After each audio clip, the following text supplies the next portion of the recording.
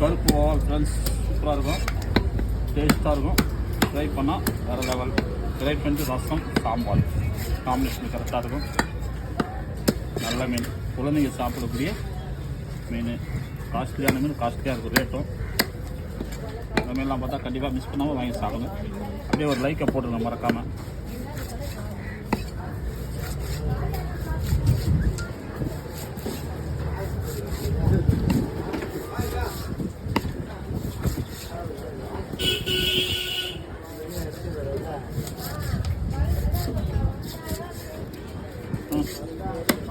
ஏன்னா இது கீழே கொஞ்சம் எடுத்து போட்டுருக்கோம் மக்கள் தவறாக ஏற்றி